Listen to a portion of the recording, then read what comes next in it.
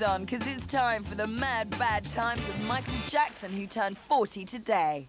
I think I'm on a rock!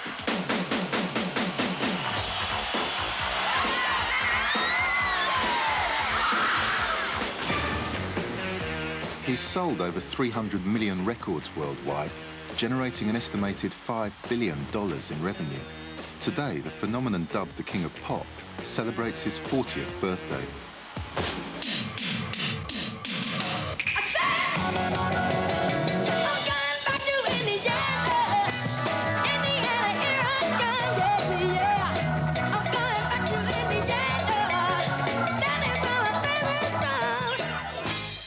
This is a man who began performing at the age of 4, for whom the glitter of stardom is the only life he has ever known.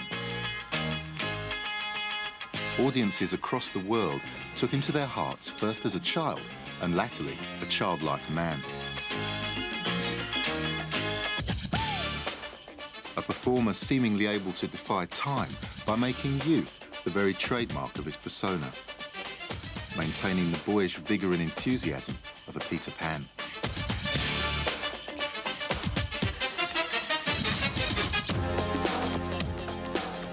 But having defied age for so long, the last few years have seen him slipping increasingly into the messy world of adulthood. Now that he's actually 40, how will we, the public, the record buyers, the consumers of Michael Jackson's act, accommodate what we've put off for so long, the prospects of this Peter Pan of pop in middle age? We won't find many answers to that question by looking at the private Michael Jackson, living a remote existence behind the walls of a fabled Wonderland mansion. His private life is a maze of contradictions and conjecture, a site for tabloid speculation where fact and fiction can never be reliably separated.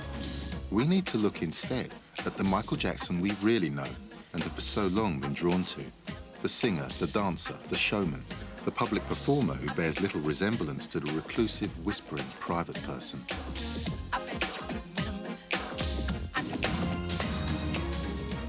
All the clues we need to resolve the question of his future lie within the public life of Michael Jackson, the story of a career in music spanning 4 decades.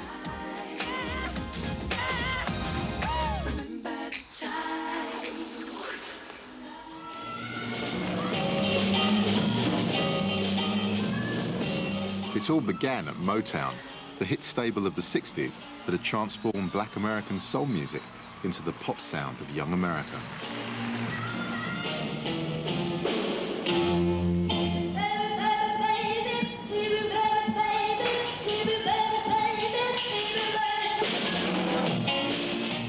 Michael was just 6 when he became the lead singer of the Jackson 5, backed by his older brothers.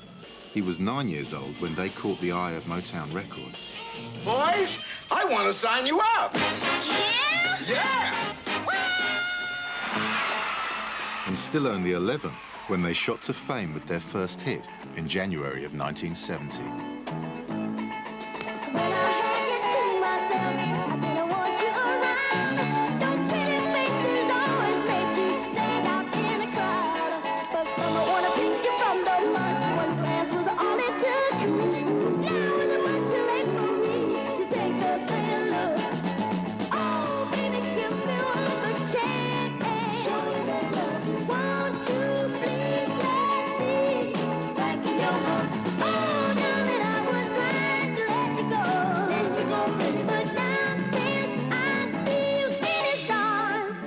Within a year, they'd notched up 4 #1 hits to become the fastest-selling act in Motown's history.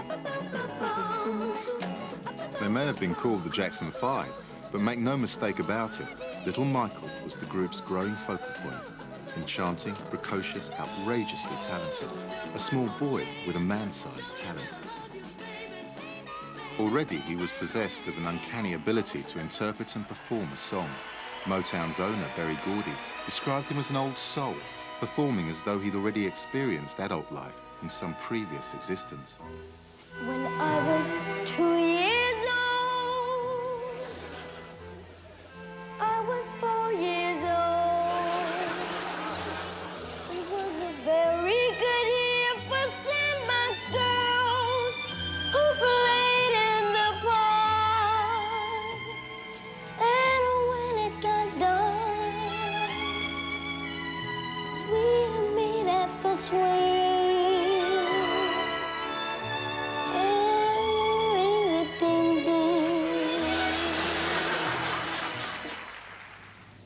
Well, whatever I sing, that's what I really mean. Like I'm singing a song. I don't sing it if I don't mean it. Even at this early stage, the seeds of a contradiction could be seen, which would mark his entire career. Offstage, Michael seemed like any little boy, excitable, playful, naive.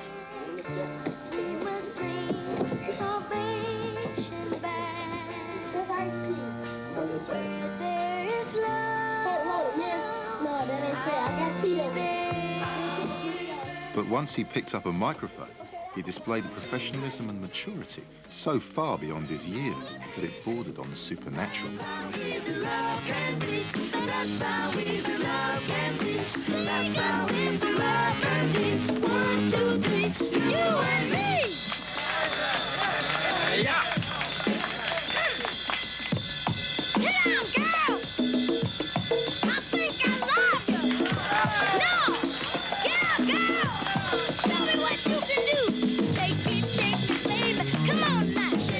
It was exactly this contradiction, so confounding and inexplicable to watch, which fascinated and excited his audience. The demand placed on Michael was to foster every adult mannerism he could muster for public consumption.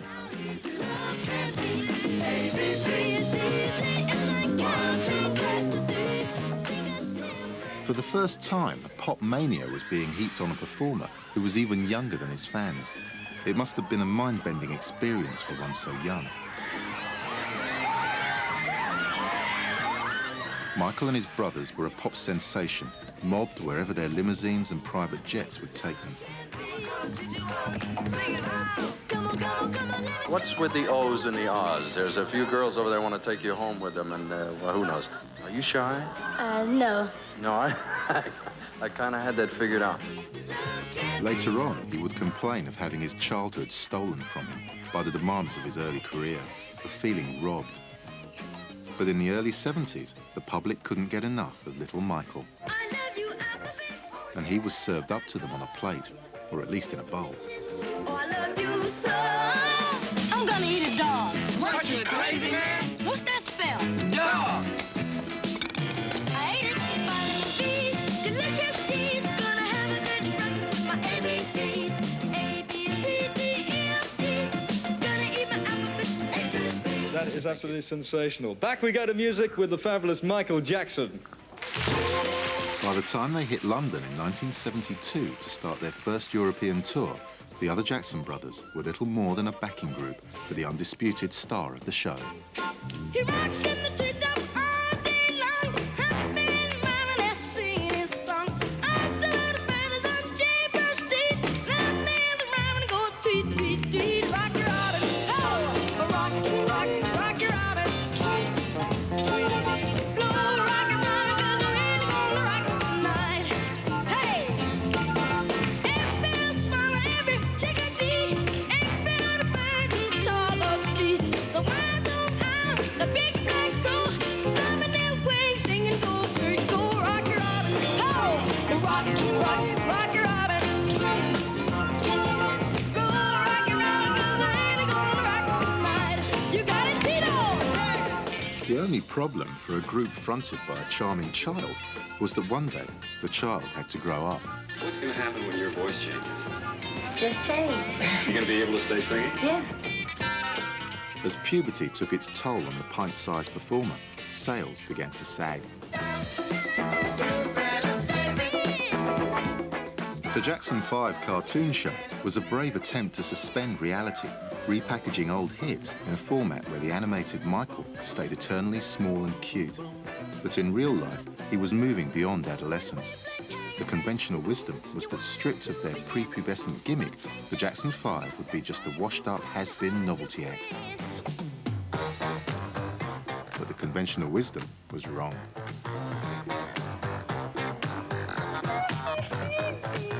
In 1976, the Jacksons departed Motown, moving to the Epic label, where they immediately benefited from a makeover.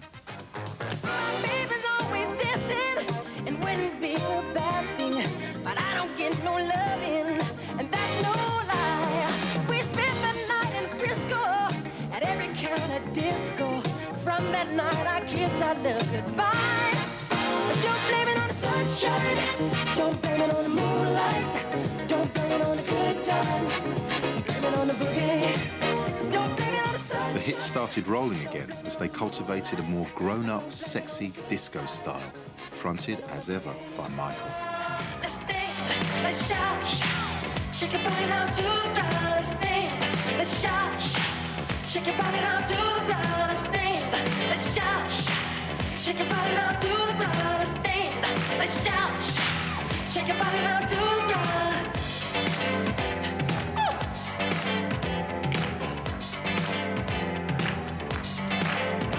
You tease me with your love and do play hard to get. 'Cause I do know that I want you. You walk around this town with your In 1979, Michael's first solo album on the Epic label, Off the Wall, would change everything, announcing his growing maturity as a performer and his ability to stand alone from his brothers.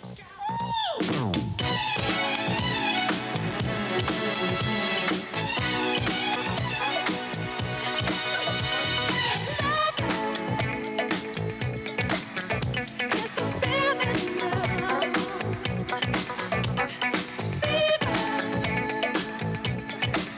Temperature just rising now. Power, oh power, is the force that makes it happen. It makes no questions why. Keep on when the phone starts. Don't stop till you get enough. As well as producing 2 #1 singles in America, Off the Wall would spend over 3 years on the UK album charts. Its success signaled that the Jacksons' days as a group were numbered. Till you get enough. In commercial terms, it was increasingly hard to see the Jackson brothers as more than baggage, a cute backing act who may have borne the same surname, but little of their gifted younger brother's talent. Destiny. It's the place for me, yeah. Our destiny. Although there was no formal split, Michael was increasingly driven by a personal desire to surpass everything he had already achieved. So recipe. By the early 80s, the driving force behind the Jacksons' material was increasingly Michael. With Can You Feel It, he orchestrated the kind of high-tech, concept-driven pop video that had rarely been seen before, but which would become his personal trademark. Living in the air, the wind is taking me everywhere. Yeah.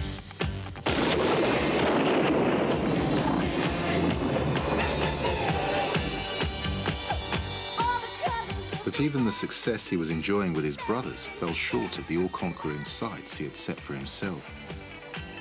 With his next solo project, Michael Jackson would unveil the full extent of his ambition.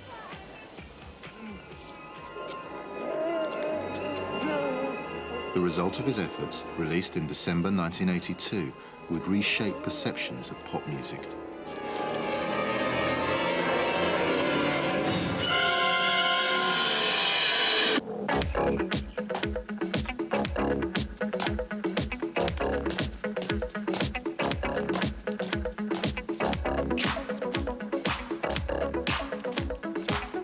The video for the album's title track, Thriller, lasted 14 minutes and cost a then staggering $800,000.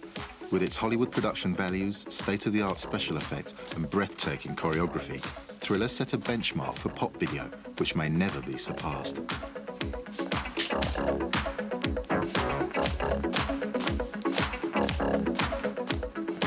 Thriller also marked what was to become the key fascination of his adult life, physical transformation. Showbiz had taught him from the first to believe that he could become anything he wanted to be, provided a spooky testimony of his ability to achieve his desire for transformation.